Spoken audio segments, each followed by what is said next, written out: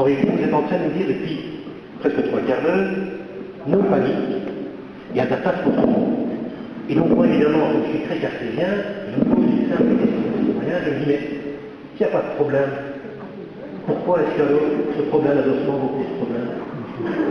Oui, oui, effectivement, vous êtes en train de dire tout à l'heure, mais ne vous inquiétez pas, tout le monde sera casé. Ok? Mais si tout le monde est casé, alors pourquoi nous avoir embêtés avec ce problème d'adossement? Entendu qu'on doit se fier sur votre bonne, comment dirais-je, votre bonne gouvernance et votre bonne parole. Vous nous dites aujourd'hui, séance tenante, sans preuve justificative à l'appui, que dans toutes les autres hormis une ou deux en région bruxelloise, cet adossement effectivement n'est pas toléré. Je demande à voir. Parce que moi, ça m'a l'air quand même d'être moins de choses. Ceci étant dit, hormis le fait que, selon moi, c'est une atteinte à mon droit de citoyen de choisir, il y a quand même un problème que moi je vais vous soulever très rapidement, c'est que oui, on ne va pas ménager la langue de bois, on va dire des choses crûment. Oui, il y a des parents qui fuient les écoles ouvertes. Merci. Bonsoir. Alors moi je suis assez atterrée de voir qu'on est là à parler de décret, d'adossement, de non-adossement, etc. Moi je vais tout de suite dire, je suis prioritaire. Voilà. Parce que j'ai des enfants dans le secondaire, donc je vais m'exprimer au nom des amis de mes enfants.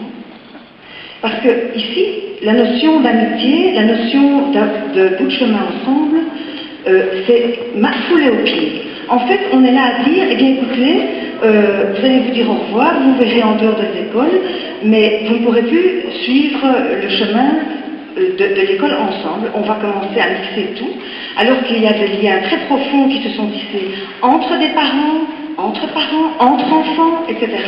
Des aides, il y a des enfants qui viennent, qui s'entraident, etc. Et ça, vous foulez au pied, ça n'a pas d'importance au nom d'une mixité qui existe, qui est là. Il y a des organisations familiales. Moi, je sais bien que j'aide une maman à ramener ses enfants à l'école, de l'école à la maison. Ça me fait un grand détour, mais je le fais. Quand je peux, j'amène, je les ramène, etc. Je trouve assez hallucinant qu'on n'ait pas dit, eh bien, en fait, on va faire ces choix de commencer à mixer, mais pour les enfants qu'on inscrit en première gardienne. Donc au départ, ici, ce que vous faites, c'est un peu comme le numerus clausus. C'est quoi? Ah ben, à partir de la troisième, eh bien, les médecins, eh ben, vous n'avez qu'à faire sciences médicales. Non, vous devez commencer à faire ça au moment où on se dit qu'on va inscrire nos enfants dans une école. Moi, je fais 15 km. J'habite Molenbeek, et vraiment pas le beau quartier, à côté du canal, les coins oubliés, entre le canal et le Bronx de Bruxelles. Donc moi je fais partie de ces gens. Je suis venue à vélo, ma Rolls-Royce est là derrière. Parce qu'il paraît qu'à Jacquemin, les parents sont tous des petits deux et roulent en Rolls-Royce, ou en tout cas en limousine. Apparemment, j'ai pas entendu, mais c'est ce qu'on m'a rapporté. Ma Rolls-Royce est là, c'est le vélo. Donc moi j'ai 8 enfants, j'ai laissé tout comme ça à la maison pour venir ici m'exprimer.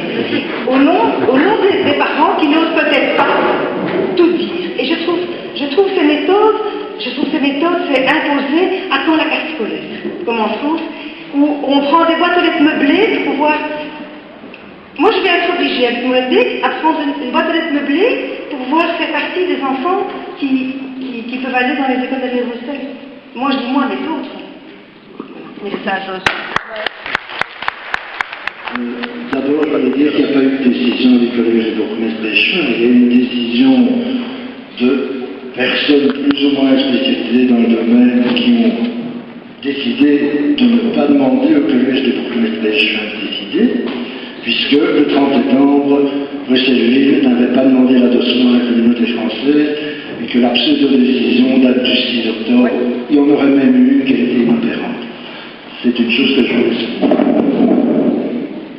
Je me fais avec le monsieur qui a dit que s'il n'y avait pas de problème, et si effectivement dans une école comme Jacquemin, il y a 192 places, si je ne me trompe, de disponibles, il y a grosso modo 30 enfants qui ne sont pas prioritaires, il y a toute la place nécessaire pour prendre des enfants d'autres écoles de la Bruxelles.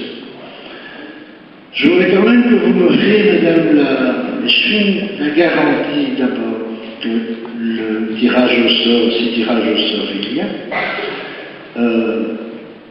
sera fait en toute transparence et pas seulement par un fonctionnaire plus ou moins accrédité ou assermenté auprès de l'Académie française.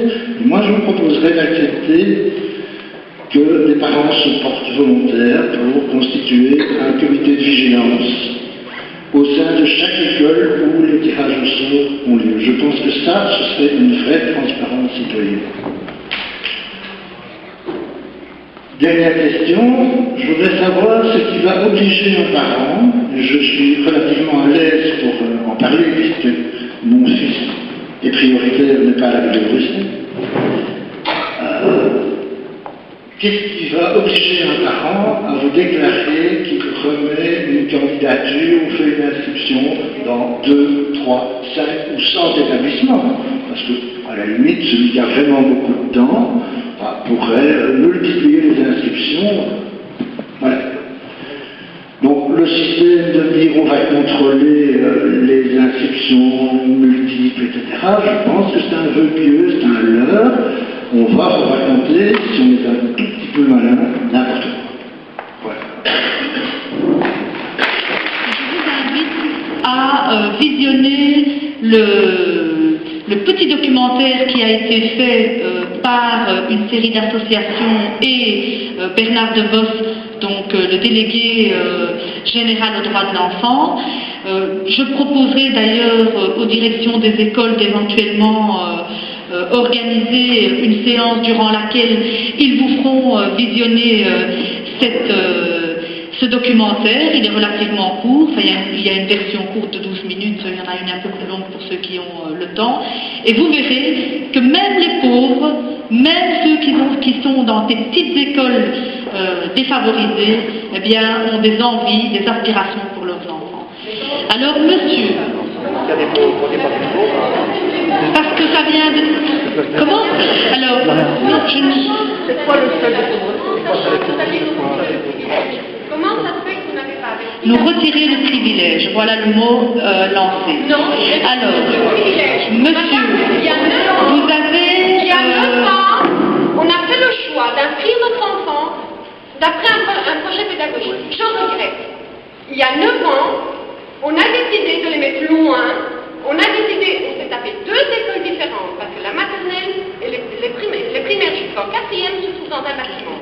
Les autres, ceux de 4e, Alors, 5e, je vais quand même, parce qu'il nous reste 5 minutes, donc je redis... Psychologiquement, les enfants sont en échec scolaire depuis l'année. Monsieur avait posé une question, elle est tout aussi légitime que la vôtre. Madame aussi l'avait. Alors, par rapport à la question qui porte sur la décision qui a été prise au Conseil communal du 6 octobre, elle porte évidemment sur une série de questions posées décrétalement au pouvoir organisateur et pour lesquelles nous devions répondre pour le 30 octobre. La question de l'adossement, il fallait effectivement y répondre pour le 30 septembre si nous désirions adosser. Nous ne désirions pas adosser et donc nous n'avons pas jugé utile de tenir... Alors, vous pensez ce que vous voulez, c'est comme ça. Alors,